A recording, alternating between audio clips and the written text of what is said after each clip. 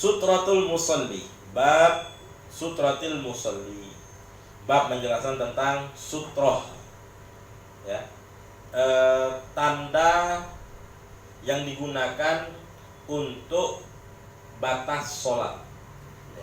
Ketika kita sedang sholat, maka kita gunakan pembatas. Itu namanya pembatasnya itu sutroh. Supaya apa? Menandakan kita sedang sholat, sehingga orang tahu. Jadi dia tidak lewat di depan kita ketika kita sedang sholat. Itu namanya sutroh, ya. Sutroh, ya, kalau dalam bahasa Indonesianya sutra lain lagi, ya, kain sutra. Tapi sutroh itu aslinya penutup, penghalang, penadang, ya, penedeng, ya, pembatas. Itu maksudnya sutroh. Baik, kita bacakan hadisnya. An Abi Juhaim Ibn al-Harith radhiyallahu anhu qala, salah satu seorang sahabat Rasulullah SAW bernama Abi Juhaim, mudah-mudahan Allah selalu meridhoinya. Ya, sudah kita jelaskan, jikalau sahabat Rasulullah itu memakai radhiyallahu anhu, jangan lupa, ya, kita menyebutkan Sayyidina Abu Bakar radhiyallahu anhu, ya, doa untuk mereka, ya. Qala Rasulullah sallallahu alaihi wasallam, Rasulullah sallallahu alaihi wasallam bersabda, "Lau ya'lamul marru baina yadayil musalli madza alaihi minal itsmi lakana ayyakifa arba'ina yawman khairan lahu min an yamurra baina yadayhi." Muttafaqun alaih.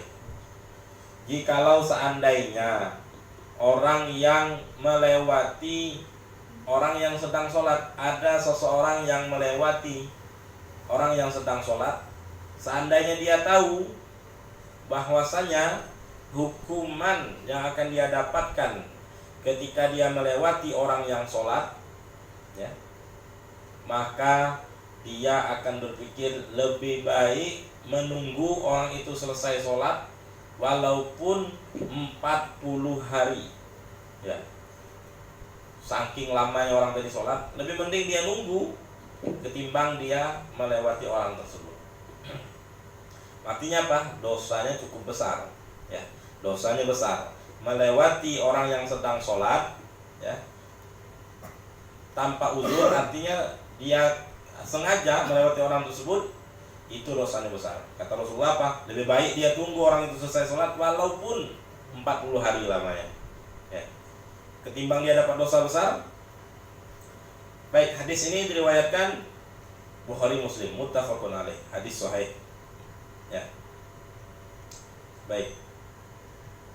Wal lafzu lil Bukhari, ya. Hadis ini di dalam Sahih Bukhari. Wa waqa'a fil Bazzar min wajhin akhar, ya, riwayat dari Ibnul Bazzar, ya, dari jalan yang lain, jalur yang lain, ada tambahan lagi, arba'ina kharifan, ya, 40 kharifan itu kalau kita lihat di sini, ya, aman 40 tahun, ya. Dalam riwayat lain lebih baik dia menunggu 40 tahun sampai orang itu selesai sholat ketimbang dia melewati orang yang sholat tersebut, ya. Apa penjelasan tentang hadis ini? Hirsan ala istimraril khusyu' fi shalah wa taqdisan li mawqifil 'abdi amama bari'ihil 'azim ja'ala syari'al hakim haraman lis-shalah wa huwa min mawqifihi ila mawdi'is sujudih, ya.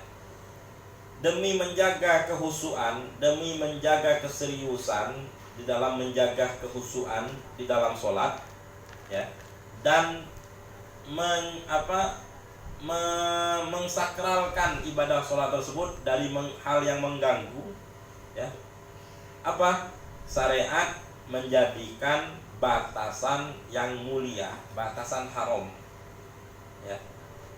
Batasan yang harus ditadang, yang harus dihalang, yang harus dikasih alamat ketika seseorang itu sholat, ya.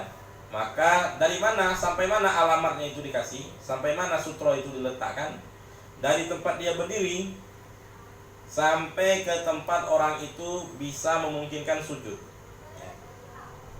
Maka di atas kepalanya ketika sujud, itulah batas orang itu meletakkan sutroh, meletakkan pembatas. Ya dah. Nah, dari pembatas ke tempat orang itu berdiri, inilah wilayah haram untuk dilewati. Ya. Wilayah haram untuk dilewati. Baik. Hazar Rasulul Karim. Rasulullah telah mewanti-wanti. Ya. Telah ibaratnya itu telah menjelaskan kepada kita, ya. Telah menakutkan, artinya apa? Telah memberikan kabar ketakutan, ya, kepada kita. Siapa? Orang yang melewati, orang yang sedang sholat. Lintihakihi hurmatus sholat, karena dia telah berani melewati batas haramnya sholat, ya, batas tempat mulianya sholat. Wa anzaruhu bil adzabis syadid. Rasulullah, ya, menakuti dengan azab yang pedih, ya. Alladzi yahunu bi jiwarihil wuquf, ya. Yang mana azab ini lebih mending orang itu berdiri 40 hari atau 40 tahun di samping orang yang sholat tadi. Dia tidak melewati orang yang sholat tadi, ketimbang dia sengaja melewati orang yang sholat tersebut. Kalau dia sengaja, dia dapat dosa, dapat azab yang pedih. Loh, 40 tahun itu masih ringan, ya dah. Masih tidak ada apa-apanya kebanding dapat azab dari Allah Subhanahu wa taala ketika dia sengaja melewati orang yang sholat tersebut, ya. Baik. Di sini, ya, apa faedah dari hadis ini? Taqdis mauqifis shalah, ya. Artinya kemuliaan, ya, pemuliaan tempat sholat, ya. Karena ini munajatnya antara hamba kepada Allah, ya. Maka jangan sampai sekali, ya, sebagaimana imam sering mengatakan istawu sufuf fa inna taswiyatas sufuf min tamamis shalah, ya. Innama yaqubilatis shalah ala qadril khusyuk. Sesungguhnya pahala sholat itu diterima atas kadar khusyuk seseorang tersebut. Maka sebisa mungkin orang itu khusyuk, ya, menghilangkan segala gangguan yang bisa mengganggu kekhusyuannya, ialah termasuk membikin batas. Baik, nanti akan dijelaskan bagaimana sih bentuk sutroh, bagaimana sih bentuk pembatas tersebut, ya. Akan kita jelaskan hadis berikutnya. Baik, pemahaman yang kedua tentang hadis ini, ya, larangan yang ditekankan, ya, dan ancaman yang sangat luar biasa bagi orang yang melewati orang yang sedang sholat, ya. Adamul istihanah bihuquqi man anha, ya. Jangan meremehkan, ya. Hadis ini menjelaskan tentang jangan sekali-kali meremehkan, menganggap remeh hukuman dari larangan Allah Subhanahu wa taala, ya. Pedih sekali, ya. Kata Rasulullah SAW, adnal adab, ya, paling rendahnya azab ahli neraka itu di neraka, paling rendah, paling ringan, akan dipakaikan, ya, sendal yang terbuat dari api neraka, yang mana ketika dia memakai sendal itu otaknya cair duluan, ya, otaknya yang meleleh duluan. Baratnya macam mana itu ceritanya, dah?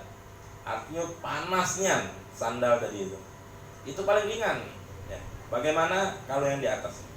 Dan azab neraka itu, ya, badalnahum juludan ghairah liyazuqal azab.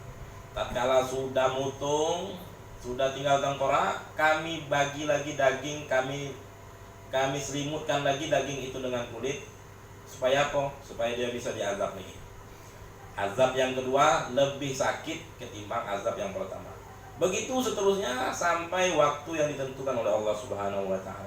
Nauzubillah. Ya, mudah-mudahan kita bukan termasuk orang-orang yang meremehkan azab neraka. Bahkan nauzubillah min dzalik, ada ucapan-ucapan orang-orang munafik, ya, yang mengatakan, ya, tidak apa-apa kita masuk neraka, ya. Ana banyak kawanan nanti di penghuni neraka. Ya, ada fulan, ada fulana. Subhanallah. Ini ucapan, ya, orang munafik, orang yang lemah imannya. Mudah-mudahan kita terhindar dari orang-orang tersebut.